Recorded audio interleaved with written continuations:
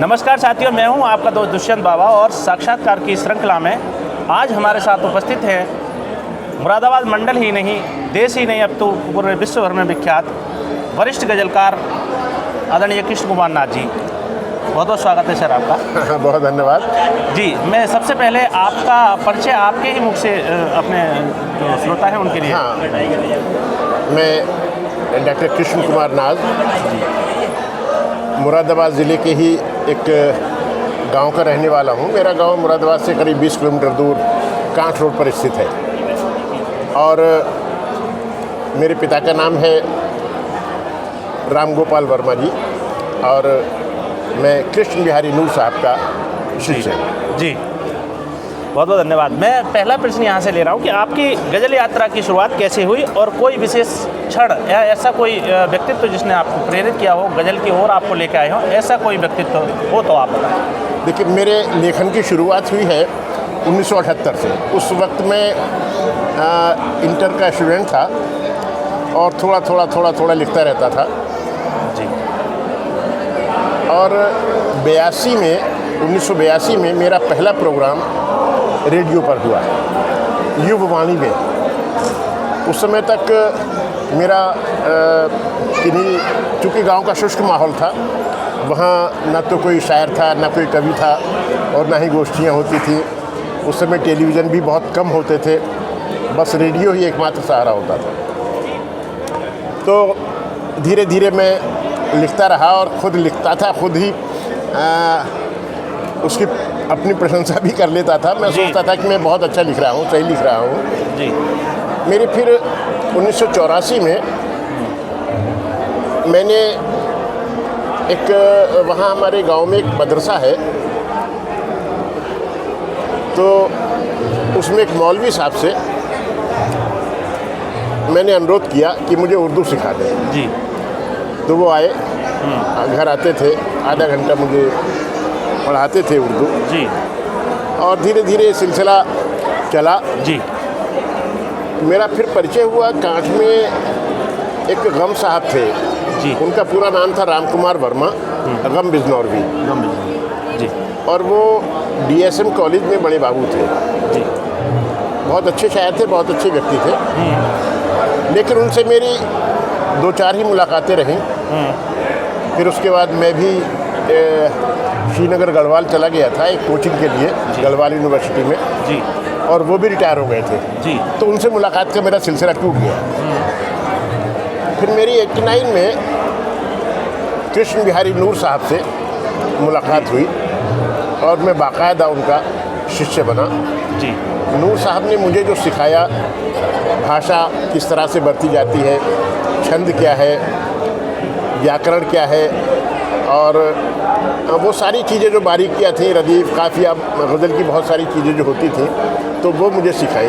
क्योंकि मूल रूप से मैं गज़ल का ही विद्यार्थी था, इसलिए मुझे रुचि उसमें आई और नूर साहब के साथ साथ मैं इस क्षेत्र में आगे बढ़ता रहा। उनकी उंगली थामकर गज़ल के आंगन में उन्होंने मुझे बहुत अच्छी तरह से टहलाया और मैं तो अपने पुत्र की तरह से उन्होंने मुझे प्यार दिया। जी, धन्यवाद सर।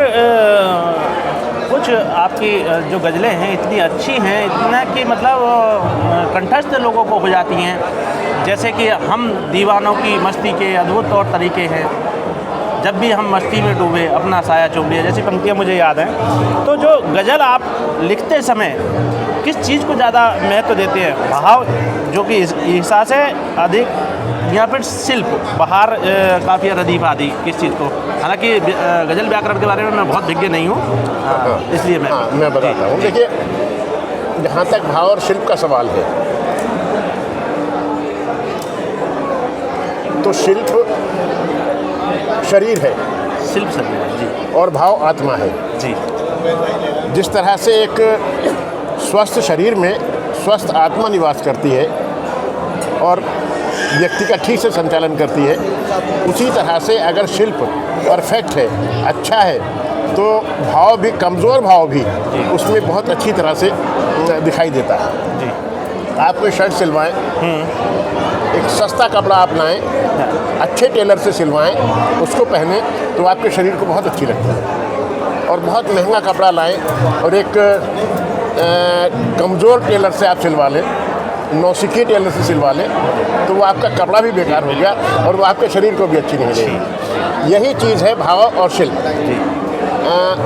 शिल्प दोनों ही महत्वपूर्ण हैं जी। 50-50% दोनों की, आधे आधे की है। अगर भाव कमज़ोर होगा तो शिल्प एक बार को उसको संभाल लेता है, लेकिन शिल्प अगर कमज़ोर हुआ तो भाव नहीं संभाल पाता। इसलिए दोनों ही चीज़ें महत्वपूर्ण है और मैं दोनों को ही साथ कर चलता हूँ जी। बहुत बहुत। और जहाँ तक भाषा का प्रश्न है जी। तो इस मामले में ये भी कहना चाहता हूँ कि मैं करीब 9.5 साल अमर उजाला में रहा जी, पत्रकारिता का आपको है, ये बात सत्य है। और उसमें आप जानते ही हैं कि अखबार की जो भाषा है वो आम बोलचाल वाली होती है। फिर दूसरे हमारी जो बेल्ट है, जिस बेल्ट में हमारा मुरादाबाद आता है, वहाँ की भाषा अपने आप में ही इतनी अच्छी है कि जो हमारे बोलने की भाषा है, जो हमारी बोलचाल की भाषा है, वही किताब की भाषा है। जी जी जी। इसलिए हमें लिखने में बहुत ज़्यादा अतिरिक्त मेहनत नहीं करती। जी, मैं ये समझता तो मैं भाषा की सरलता को महत्व देता हूँ। उसका कारण ये भी है कि कवि जितना सोचता है उसका 50% वो लिख पाता है। हाँ। क्योंकि छंद वगैरह की बहुत सारे अनुशासन होते हैं, तो हमारी मर्जी की सारी चीज़ें उसमें समाहित नहीं हो पाती। 50% वो लिख पाता है और जितना वो लिख पाता है उसका 50% पाठक या श्रोता तक पहुंचता है। जी बिल्कुल। यानी कवि ने जितना सोचा उसका 25% सामने वाले तक पहुंचा। बिल्कुल। और अगर भाषा कठिन हुई तो वो 25% भी नहीं पहुंच पाता। जी। यानी कवि का जितना प्रयास है, जितना परिश्रम है, वो सब व्यर्थ गया। इसलिए भाषा की सरलता को मैं महत्व देता हूँ।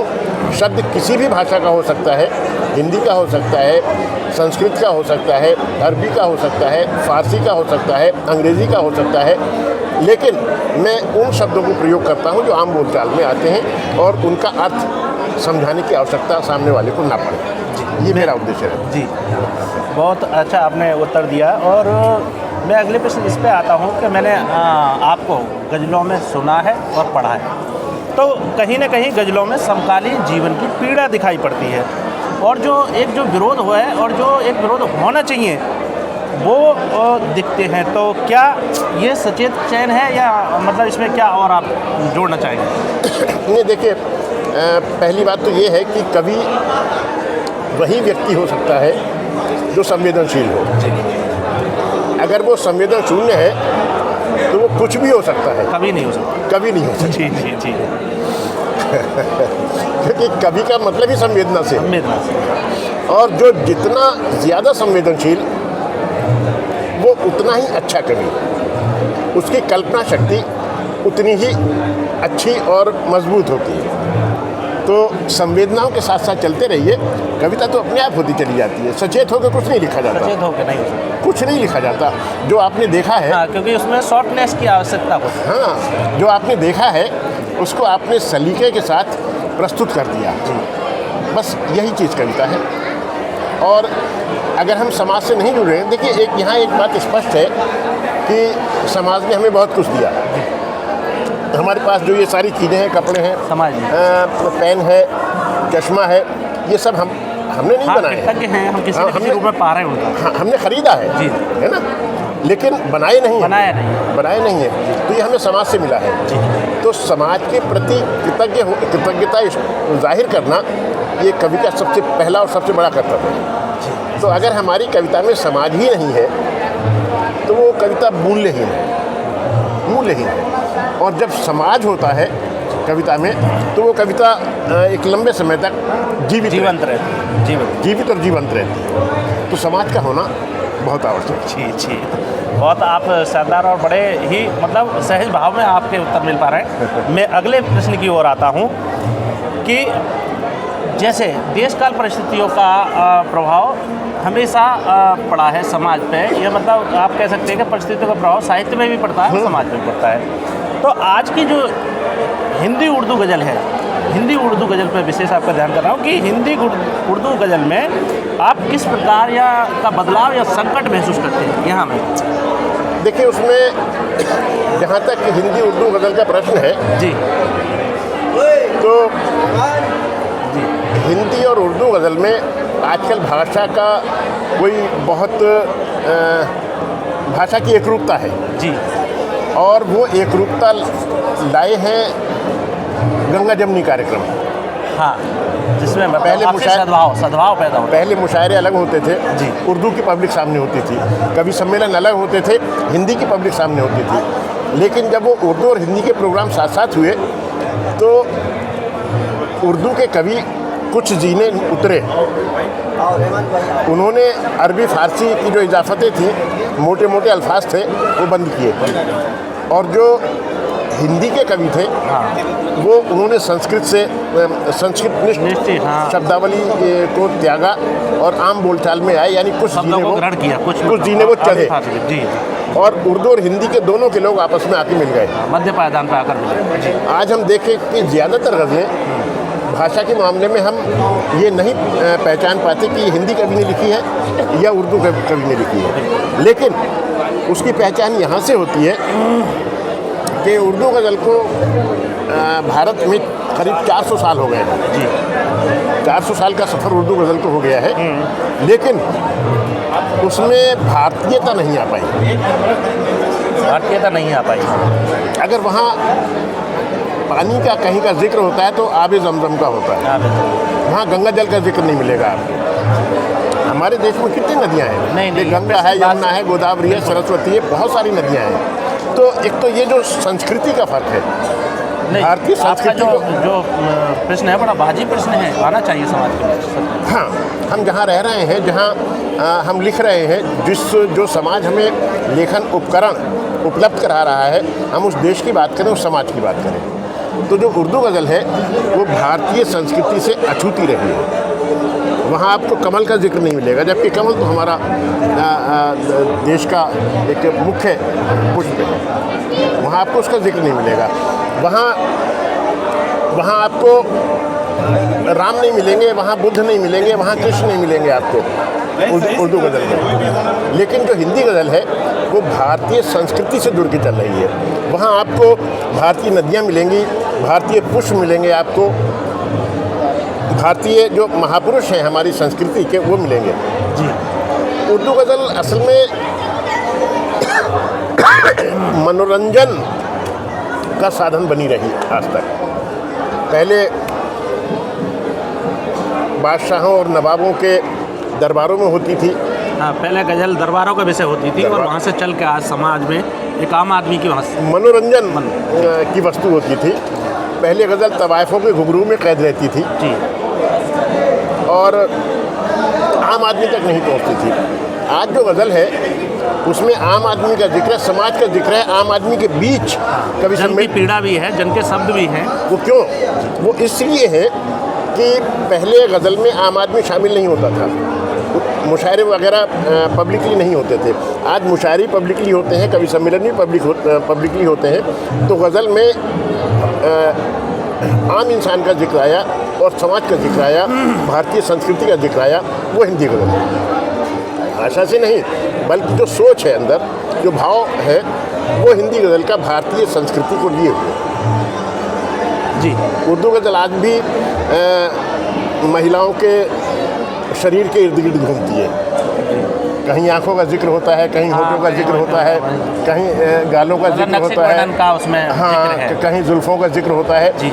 ये चीज़ें आपको हिंदी गज़ल में नहीं मिलेंगी। ये अंतर है दोनों गज़ल में। और हिंदी गज़ल चूँकि मजबूती के साथ, हालांकि अभी हिंदी गज़ल कमज़ोर है, उसकी वजह ये है कि इसको बहुत लंबा समय नहीं हुआ है। हाँ, हिंदी में आए हुए कुमार जी से इसकी परंपरा को मान सकता है, उससे थोड़ा और पहले मान सकते हैं। दुष्यंत कुमार से तो नहीं है जी, परंपरा तो बहुत पहले इस विषय पर भी हम आएंगे शायद। लेकिन हिंदी गज़ल भारतीय समाज और भारतीय संस्कृति को लेकर चल रही है आगे। जैसे अगले प्रश्न पर आता हूँ। जैसे आचार्य रामचंद्र शुक्ल का मानना है कि कविता मनुष्य के हृदय में संचित चित्तवृत्तियों की सीधी अभिव्यक्ति है। हाँ। तो क्या मैं गज़ल के बारे में ऐसा समझ सकता हूँ कि गज़ल अचानक उतरती है या लंबे मंथन से जन्म लेती है? इसमें आपकी रचनात्मक प्रतिक्रिया क्या है? बहुत अच्छा और बड़ा रोचक सवाल है जी। देखिए, यहाँ थोड़ा सा अंतर भी है जी। कविता में, गीत में, गज़ल में अंतर है। जो एक कविता है वो जितनी भी बड़ी हो, 1 पेज की, 2 पेज की, 20 पंक्ति, 40 पंक्ति, 50 पंक्ति, वो एक ही भावभूमि पे होती है। जो गीत है वो पूरा एक ही भावभूमि पे होता है। गीत अगर हम आप पे लिख रहे हैं तो वो सिर्फ आप पे ही केंद्रित है, जी बिल्कुल, उसके केंद्र में आप ही होंगे। आप ही।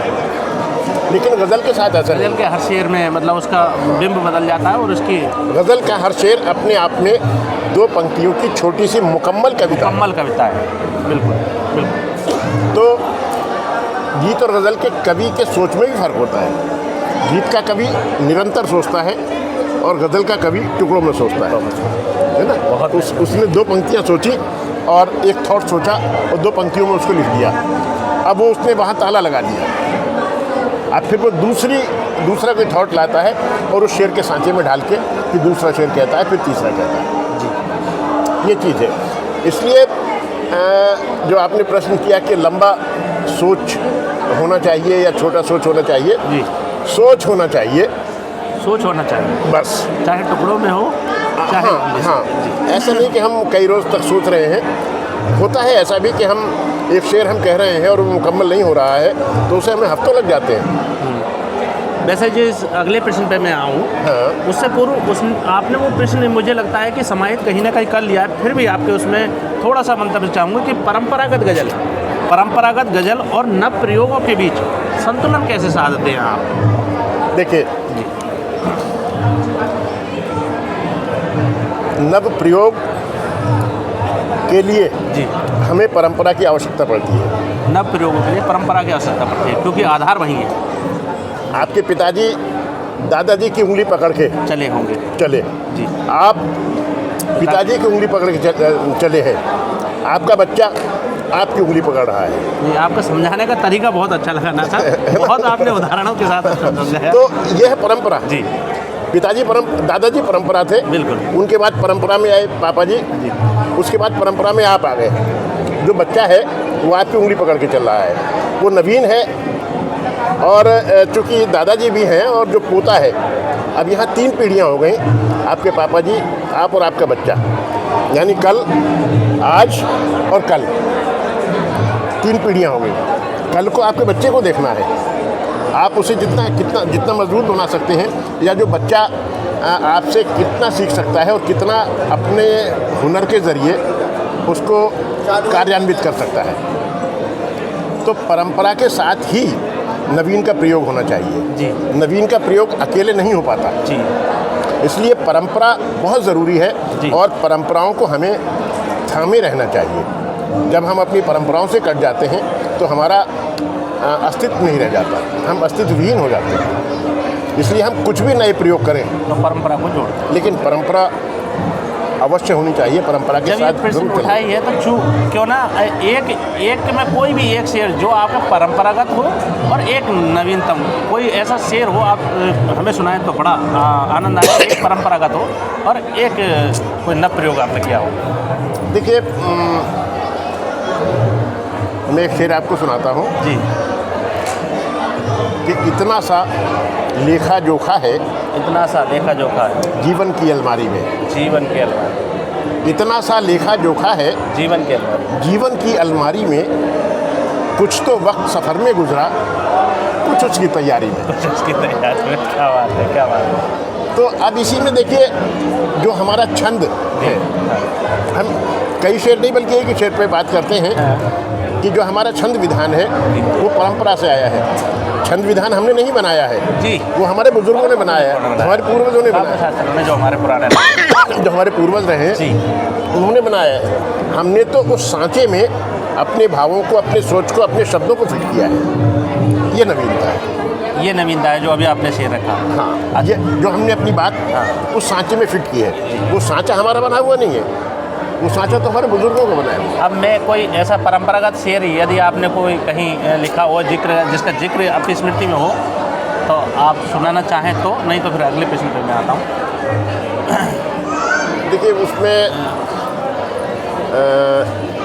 एकदम से जी हाँ, परंपरागत, कोई हाँ, परंपरागत पे आना बहुत पीछे, क्योंकि मतलब चूंकि हम सारा साहित्य याद नहीं रख सकते ना, तो इसलिए ये भी कठिन है। आपने वो नवीनतम सुनाया, मुझे बहुत अच्छा लगा और वाकई बहुत दम उस शेर में है। अगले प्रश्न की ओर हम आते हैं सर, कि मंचीय गज़ल और लिखित गज़ल दोनों में क्या अंतर है? क्योंकि मैं तो बहुत उसमें अंतर समझता हूँ कि जो लेखक हैं बहुत अच्छा लिख देते हैं, मगर उनकी मंच प्रस्तुति बहुत अच्छी नहीं हो पाती। अब इसमें आपका क्या विचार है? देखिए, ये मैं तो उस गुरु का शिष्य हूँ जी, जिन्होंने कभी मंच और लेखन इन दोनों में समझौता नहीं किया। मंच पे भी उन्होंने वही पढ़ा जो उनका ओरिजिनल साहित्य था, जो अच्छा साहित्य था। कभी उन्होंने समझौता नहीं किया। लेकिन यहाँ आज मैं देखता हूँ कि मैं इस मामले में सौभाग्यशाली हूँ कि मुझे गवर्नमेंट जॉब मिला, यानी रोज़गार की मुझे कोई चिंता नहीं रही। परिवार के पालन पोषण के लिए गवर्नमेंट जॉब मेरे पास था।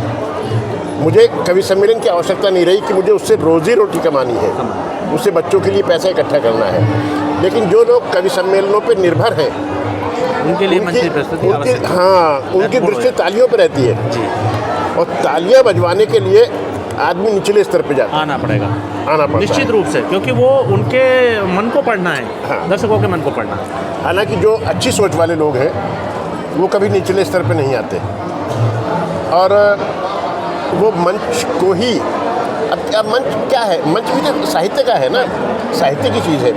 ये तो हम लोगों ने खुद ख़राब किया है मंच को, कि वहाँ पे सिर्फ पहले आपने देखा होगा कि कवि सम्मेलनी मुशायरों में अगर 10 कवि बुलाए गए हैं तो उनमें गज़लकार भी होते थे, उनमें गीतकार भी होते थे, उनमें कविता के लोग भी होते थे, उनमें व्यंग्यकार भी होते थे।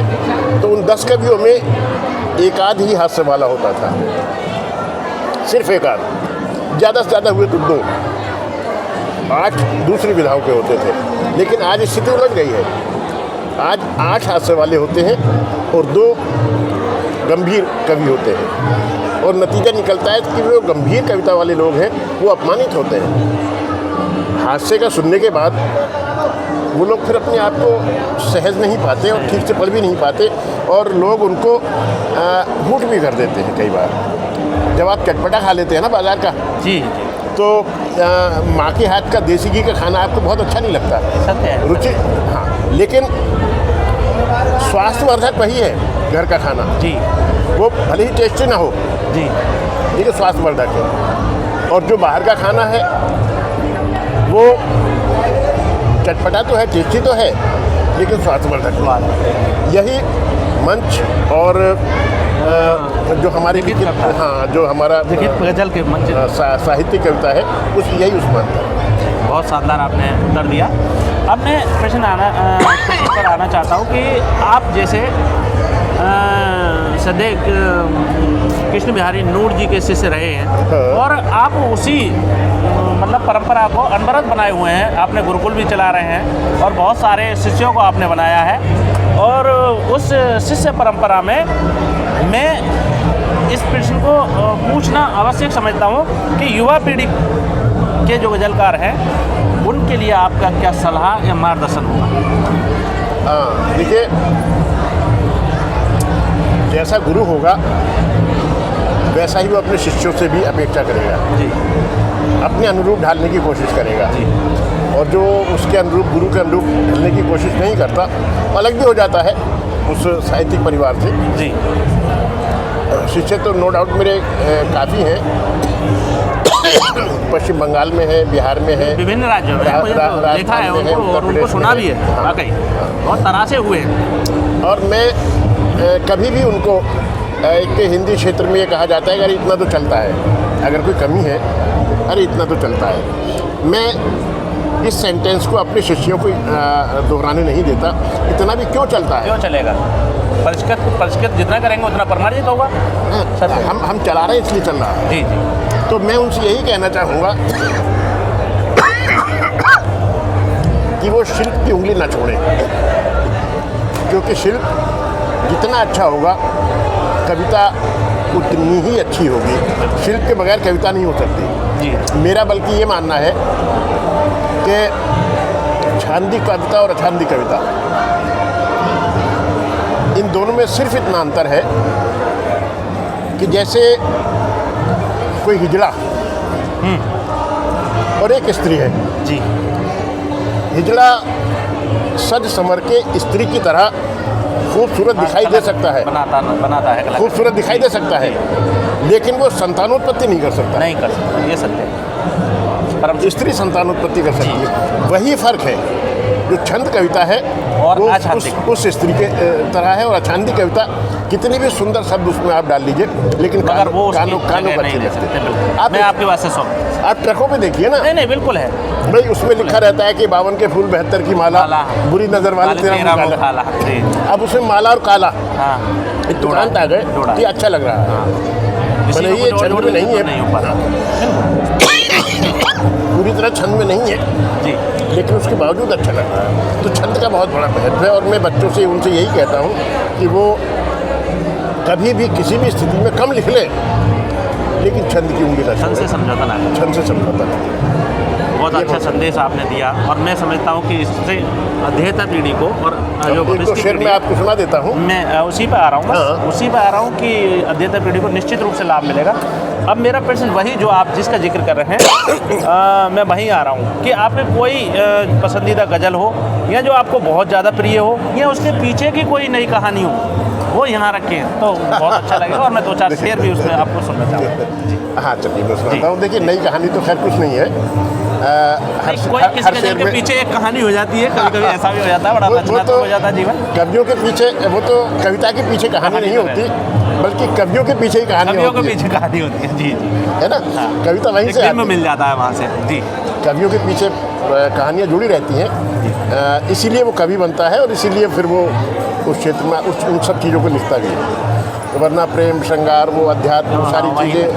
हाँ, चलिए 2-3 शेर में प्रस्तुत कर रहा हूँ कि ज़हन की आवारगी को, जहन की आवारगी, इस कदर प्यारा हूँ मैं। जी। ज़हन की आवारगी को, इस कदर प्यारा, इस कदर प्यारा हूँ मैं, साथ चलती है मेरे एक ऐसा बंजारा हूँ। क्या बात है, क्या बात है। ज़हन की आवारगी को, इस कदर प्यारा हूँ मैं, साथ चलती है मेरे एक ऐसा बंजारा हूँ मैं, और राख ने मेरी ही ढक रखा है मुझको आजकल। राख ने मेरी ही ढक रखा है मुझको आजकल, वरना तो खुद में सुलगता एक अंगारा हूँ। क्या बात है। आप देखिए ना कि आप बच्चों के सामने लाचार हो जाते हैं। अब इस उम्र में आ गए तो पता चल रहा है कि बच्चों के सामने हम लाचार हो जाते हैं, अपने छोटे से पोते के सामने लाचार हो जाते हैं। ऐसे ही जब वो जिद करता है जी। कि राख ने, ये शेर वहीं से उठाया है, हाँ। बिंबो के माध्यम से, कि राख ने मेरी ही ढक रखा है मुझको आजकल, हाँ। वरना तो खुद में सुलगता एक अंगारा हूँ मैं। क्या बात है। और जिंदगी की कश्मकश ने सोख ली सारी मिठास। जिंदगी की कसम ने, जिंदगी की कश्मकश ने सोख ली सारी मिठास। मैं समंदर हूँ मगर बेइंतहा खारा हूँ। क्या बात है, क्या बात है। बहुत जिंदगी की कश्मकश ने व्यंजना, बहुत गहरी व्यंजना है। सोख ली सारी मिठास। जी। मैं समंदर हूँ मगर बेइंतहा खारा हूँ मैं। और एक श्रृंगार का भी शेर सुनिए कि अपनेपन के रेशमी धागे से मुझको बांध ले। अपनेपन के रेशमी धागे से मुझको बांध ले। वही श्रृंगार मुझे अच्छा लगता है जहाँ समर्पण हो। हाँ बिल्कुल, जहाँ समर्पण हो। समर्पण का नाम ही श्रृंगार है, बिनमें थोड़ी है, प्रेम है। जी। कि अपनेपन के जी। रेशमी धागे से मुझको बांध ले। तू मेरा आकाश है ना, तेरा ही ध्रुव तारा हूँ मैं। तू मेरा आकाश है, अपनेपन के रेशमी धागे से मुझको बांध ले। तू मेरा आकाश है, तेरा ही ध्रुव तारा हूँ मैं। और आपकी सांसें मिली तो खिल उठा पूरा वजूद। आपकी सांसें मिली तो खिल उठा। आपकी, हाँ, आपकी सांसें मिली तो खिल उठा पूरा वजूद। वरना मेरा क्या है, एक छोटा सा गुब्बारा। क्या बात, क्या बात है। आपकी सांसें मिली तो, ये भी समर्पण है। नहीं, व्यंग्य और व्यंजना की तारीफ करना चाह रहा हूँ। कहाँ जोड़ा है आपने, आपकी सांसें मिली तो। आपकी सांसें मिली तो खिल उठा पूरा वजूद, वरना मेरा क्या है, एक छोटा सा गुब्बारा हूँ मैं, और मैं वो बादल हूँ, ये मक्ता है गज़ल का जी। मैं वो बादल हूँ कि जिसके दम से खुशहाली है नाज। हाँ। मैं वो बादल हूँ कि जिसके दम से खुशहाली है नाज, हाँ। फिर भी ये इल्ज़ाम लगते हैं कि आवारा हूँ। आवारा, क्या बात है, क्या बात है। मैं वो बादल हूँ कि जिसके दम से खुशहाली है नाज, फिर भी ये इल्ज़ाम लगते हैं आवारा। कि आवारा। बहुत शानदार। और ये जो मैंने फिर से लिया है आपकी गज़ल सुनने का, और गुरु शिष्य परंपरा की भी हमने बात की है, तो मैं आपके जो गुरु हैं नूर साहब, उनका कोई एक जो शेर आपको बहुत ज़्यादा पसंद आता, सिर्फ एक शेर मैं आपको सुनना चाहूँगा जो बहुत आपको पसंद है। नूर साहब के तो खैर बहुत सारे शेर जी, कोई एक शेर जो आपको बहुत पसंद है। उनकी, बल्कि ये गज़ल नूर साहब की पूरे देश ही नहीं दुनिया में घूम रही है। हाँ हाँ। वो है कि उसके चलिए 2 शेर सुना देता हूँ जी जी। कि ज़िंदगी से बड़ी सज़ा ही नहीं, जिंदगी से बड़ी सजा ही नहीं। नूर साहब के श्रृंगार में अध्यात्म और अध्यात्म में श्रृंगार में मिलता है। वही तो उनकी जो उनके ख्याति यहाँ- का विषय, ख्याति जो उनको मिली है इसी से मिली उनका श्रृंगार शारीरिक नहीं है, जी। आत्मिक है। है। वो है कि ज़िंदगी से बड़ी सज़ा ही नहीं, जी। और क्या जुर्म है पता ही नहीं। ज़िंदगी से बड़ी सज़ा ही नहीं, और क्या जुर्म है पता ही नहीं। इतने हिस्सों में बट गया हूँ मैं, मेरे हिस्से में कुछ बचा ही नहीं। क्या बात है, क्या बात है। इतने हिस्सों में बट गया हूँ मैं, मेरे हिस्से में कुछ बचा ही नहीं। और सच घटे या बढ़े तो सच न रहे, सच घटे या बढ़े तो सच न रहे, झूठ की कोई इंतहा ही नहीं। झूठ की कोई इंतहा ही नहीं। कितना भी बढ़ा लेते कितना घटा ले। और इस गज़ल में एक शेर और है बहुत शानदार है जी। कि चाहे देखिए आप, सोने के फ्रेम में जड़ दो, चाहे सोने के फ्रेम में जड़ दो। चाहे सोने के फ्रेम में जड़ दो, जी। आईना झूठ बोलता ही नहीं। अरे क्या बात है सर, वाकई। इसीलिए तो नूर साहब एक हमारे लिए कोहिनूर के समान है, मतलब गज़ल परंपरा में एक कोहिनूर कह सकते हैं हम। बहुत प्यार करते थे और जी। बच्चे की तरह उंगली पकड़ के मुझे चलना सिखाया है उन्होंने। नहीं। और ज़रा सी कमी पे मुझे टोका है, बोले नाज नहीं, ये नहीं। मेरी कई गज़लें तो उन्होंने कैंसिल कर दी, बोले नहीं तो वो ये दिखाई भी पड़ रहा है, आप भी अपने शिष्यों को उसी मार्ग पे लेके चल रहे हैं कि समझौता नहीं। हाँ, समझौता उन्होंने नहीं समझौता कराया। जी। तो मैं अब वो अगले प्रश्न की ओर आता हूँ कि आने वाले समय में आपकी साहित्यिक योजना क्या है। वैसे तो मैं आपके संग्रह, आपने जितने संग्रह हैं उनका जिक्र आपके मुँह से सुनना चाहूँगा, और आगामी कोई संग्रह आने वाला है तो उसके बारे में थोड़ा सा हमें जानकारी है, कि हमारे मन में एक जिज्ञासा और एक उत्कंठा बनी रहे कि नाथ साहब का ये संग्रह कब हमको मिलेगा। देखिए यहाँ संग्रह, आप नए प्रयोग का भी जिक्र कर सकते हैं, कुछ नए प्रयोग करना चाह रहे हो उसका भी जिक्र कर। हाँ देखिए, संग्रह का जहाँ तक सवाल है जी। तो कविता रोज़ रोज़ नहीं होती, और कविता टेबल वर्क भी नहीं है नहीं है कि हम टेबल पर बैठे और लिखना शुरू कर दिया, बिल्कुल नहीं है। कई बार ऐसा होता है कि महीनों लग जाते, सूखे गुजर जाते हैं, सूखे गुजर जाते हैं, और कई बार ऐसा होता है कि दिन में 2 रचनाएं भी हो जाती हैं। ठीक। तो ये उस समय की स्थिति पर निर्भर करता है। अब देखते हैं कोई संकलन भी आएगा, क्यों नहीं आएगा, निश्चित रूप से। वैसे मेरा पहला जो संकलन था, गज़ल संग्रह था, 89 में आया था जी। 21वीं सदी के लिए। 21वीं सदी के लिए। दूसरा था गुनगुनी धूप, ये भी गज़लें हैं इसमें, ये 2002 में आया था जी। और 2003 में एक गीतों का संग्रह आया था मन की सतह पर। जी। फिर गज़ल संग्रह आया उगा है फिर नया सूरज। जी। फिर गज़ल संग्रह आया दिए से दिया जलाते हुए। जी सर। फिर गीत संग्रह आया साथ तुम्हारे। साथ तुम्हारे। जी। मैंने नूर साहब पे शोध कार्य भी किया, हाँ। और वो पुस्तक के रूप में भी उसको छपाया। नहीं, शोध कार्य तो आप पर भी हो चुका है, उसका भी मैं जिक्र यहाँ चाहूँगा। जो एक आलोचनात्मक पुस्तक लिखी है बहुत शानदार, मुझे प्राप्त हुई कृति। तो जो मैंने किया उसका नाम है किताब का हिंदी गज़ल और कृष्ण बिहारी नूर।